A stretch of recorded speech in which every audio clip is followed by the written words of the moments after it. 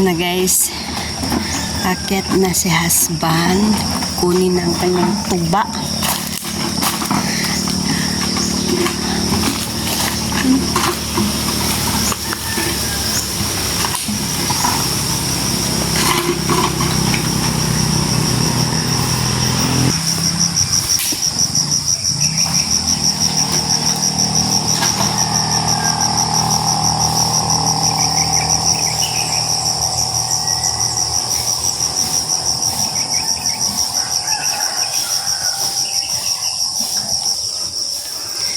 Okay, nasa taas na si Mister.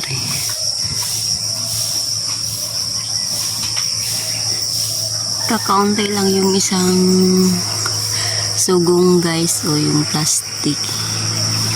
Yung isa, puno naman o.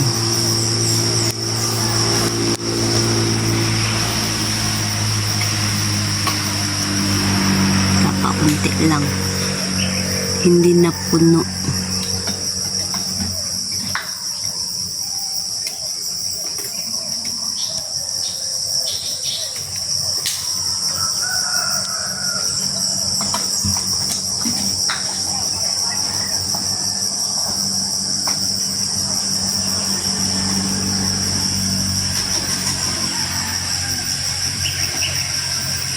Lipat naman si husband sa kabila guys. Hinulog na ni husband yung isang plastic.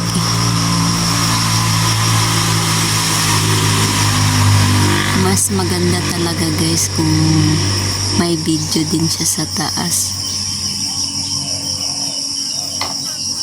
O yun, puno guys yung isang plastic.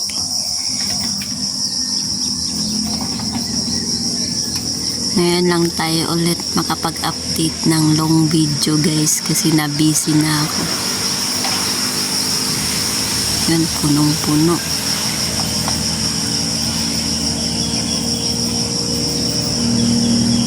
Wow.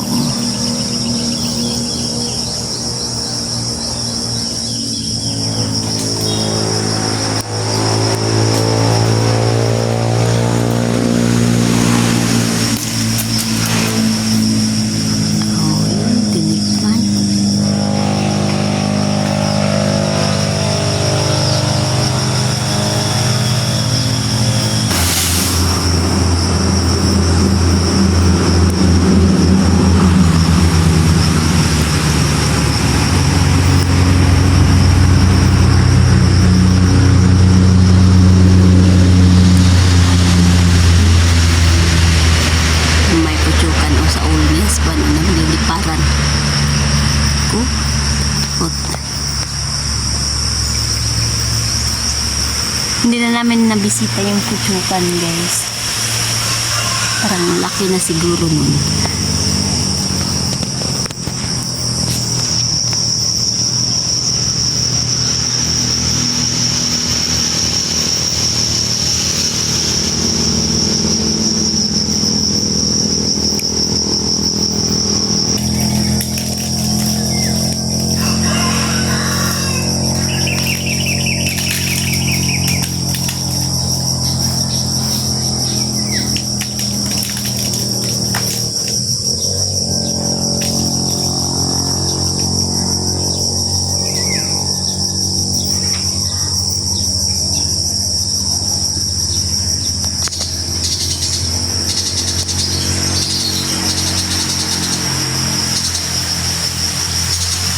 Ilagay na niya yung plastic guys. Tinatalian na ni husband. Hindi ko pa kasi kayang umakyat guys. Nung nakaraang linggo sinusubukan kong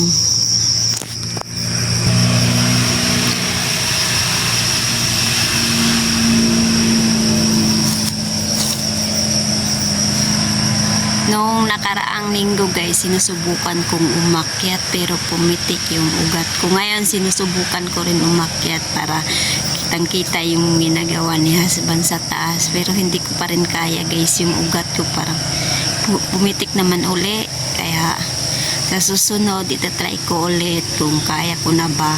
Ngayon hindi pa kaya guys. last kong akyat kasi guys mga 12, 13, 14 years old ako noon eh.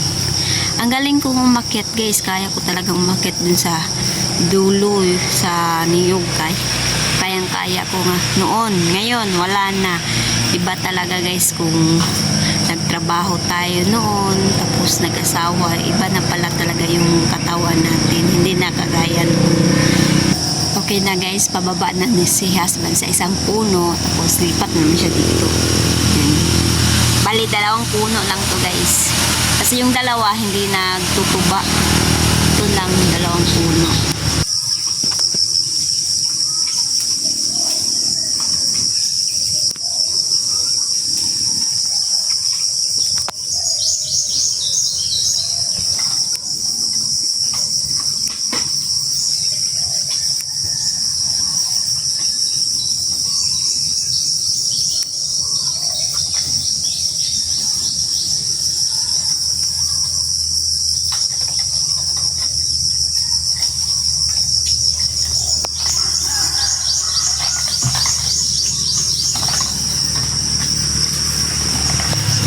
Dito na si husband guys, parang puno din yung isang puno ng tuba.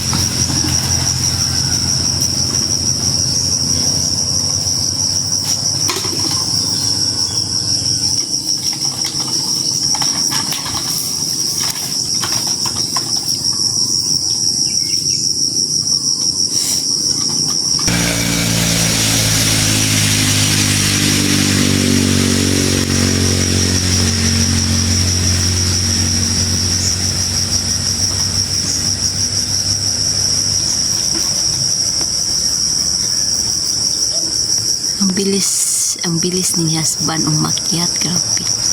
Parang bumalik na yung dating ano niya lakas pag umakyat ng puno. Matagal din kasi si husband nagtrabaho sa city guys, mga 10 years or 8 years. Then matagal din siyang hindi nakakyat ng niyog. Ngayon lang na umuwi kami dito guys.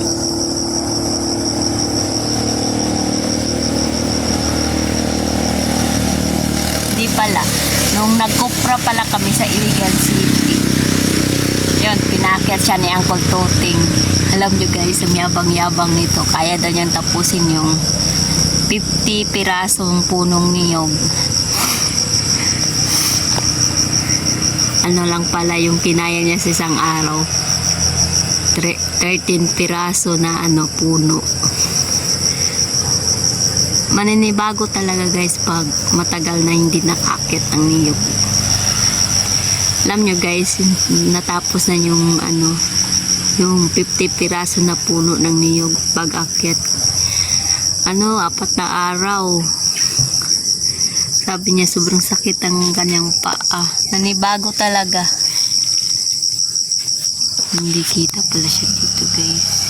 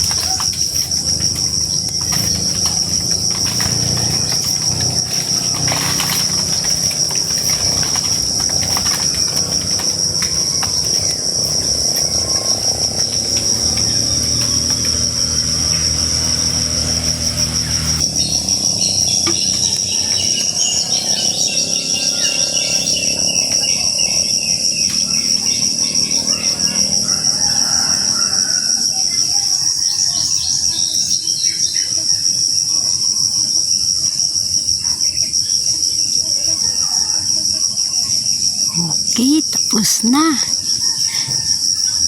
Ganito kaganda yung view dito sa amin guys. Oh. Palayan, kahuyan, kabundukan. Mas kung overlooking dito guys, yung pinapatayuan naming bahay, mas lalo na yun dun, overlooking talaga. Meron pa talagang mas overlooking pa dun guys, dun sa dulo, pinakamataas, malapit sa lupain ni mama. Okay guys, antayin natin yung pagbaba ni husband. Syempre, titikman na naman natin yung tuba niya. Antayin natin ang kanyang pagbaba. Ito na guys, itong tuba ni husband. Ano lang, kalahating galon. Ito na, titikman na naman natin.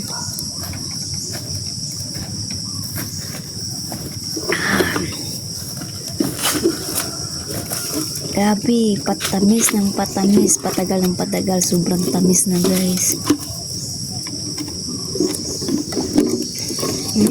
Masarap kasi ito guys, preskong presko.